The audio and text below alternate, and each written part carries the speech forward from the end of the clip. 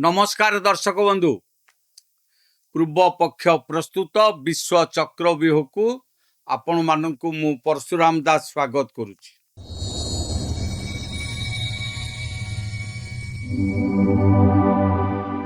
दर्शक बंधु आज आम एपरी एक गंभीर आउ संवेदनशील प्रसंग उपरे आलोचना करिबा जहा सीधा सड़क भारतर जातीय सुरक्षा सहित जड़ित। विश्व राजनीति एवं युद्ध क्षेत्र रे प्रतिदिन समीकरण बदलिबारे लगी। गोटे पटे रूस यूक्रेन युद्ध पूरा विश्व को प्रभावित करुच्ची तो अन्य पटे युद्धरू बाहरी थिबा एक नूतन प्रतिरक्षा टेक्नोलोजी एबे एशिया महादेश रे एक बड़ हईचई सृष्टि करने को जाउची। खबर आसुची जे यूक्रेन रो एक प्रतिरक्षा कंपनी एवं पाकिस्तान रो एक घरोई कंपनी मध्य एक बड़ डील कथा चली।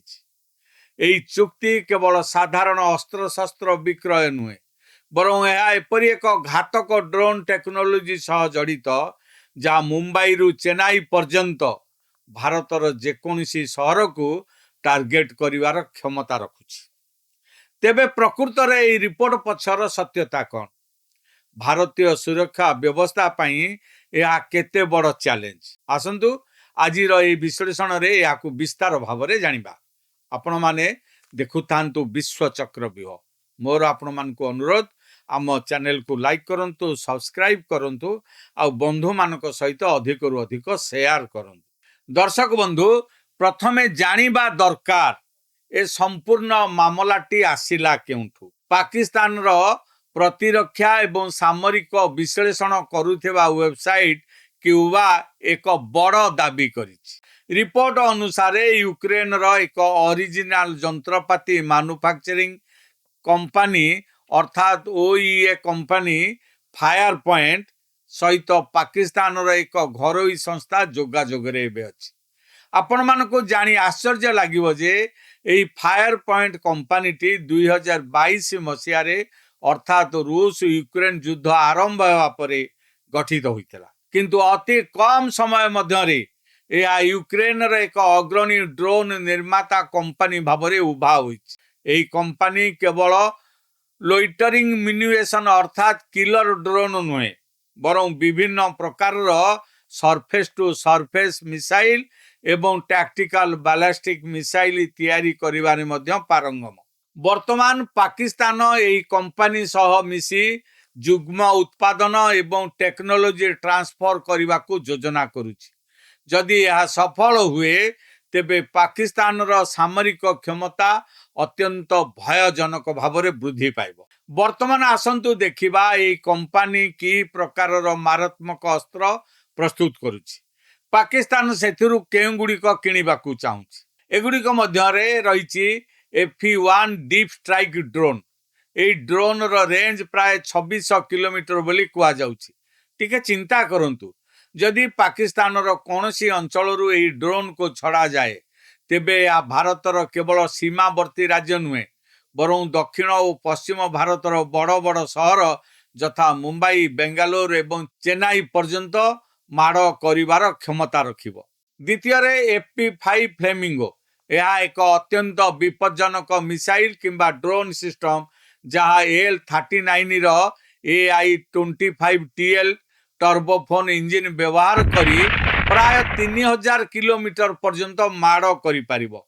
सबुठु बड़ कथा हेउची अमेरिकार प्रसिद्ध टोमहॉक क्रूज मिसाइल तुलना रे यार मूल्य प्राय 6 गुणा कम बोली दाबी करा जाउची। अर्थात अति कम खर्च रे एक बड़ विनाशकारी अस्त्र हाथ पांतारे पाकिस्तान को मिली जिवो।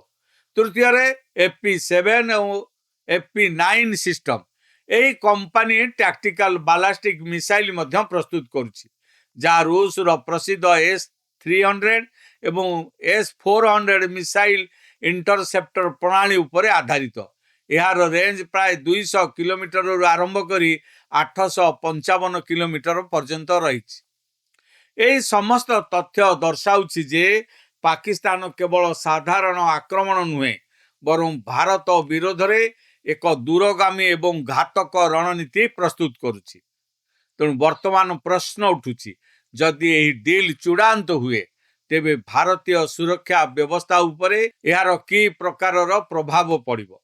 प्रथम कथा हेउछि पाकिस्तान पूर्वरु मध्य अमेरिका एवं चीन रु विभिन्न अस्त्र शस्त्र पाइछि, किंतु यूक्रेन रो एई घरोई कंपनी गुड़िक युद्ध क्षेत्र रे प्रकृत अभिज्ञता आधार रे एई ड्रोन गुड़िक प्रस्तुत करुछन्ति। आजिकाली आधुनिक युद्ध रे कामिकाज ड्रोन गुड़िकर भूमिका अत्यंत गुरुत्वपूर्ण होई पड़िछि। एई ड्रोन गुड़िक शत्रुर राडार एवं एयर डिफेन्स सिस्टम को चकमा देई निज लक्ष्य रे पहुंची पारंती। द्वितीय कथा हला जदि 26 किलोमीटर रेंज विशिष्ट ड्रोन पाकिस्तान हाथ रे लागे तेबे भारतर प्रमुख सामरिक प्रतिष्ठान शक्ति केंद्र एवं प्रमुख सहर गुड़िक सर्वदा एक अघोषित भय एवं विपद मध्यरे रहिबे। यह केवल सीमांत रे उत्तेजना सृष्टि करिवो नाही, बरं भारतर आभ्यंतरीण शांति एवं सुरक्षा को मध्य बाधा प्राप्त करिवो। तेबे कौन भारत ए संभाव्य विपद को नहीं चिंतित नुहे? निश्चित भाव में भारतीय गुइंदा एजेंसी एवं प्रतिरक्षा मंत्रालय एई प्रत्येकटी घटना उपरे तीक्ष्ण नजर रखिछि।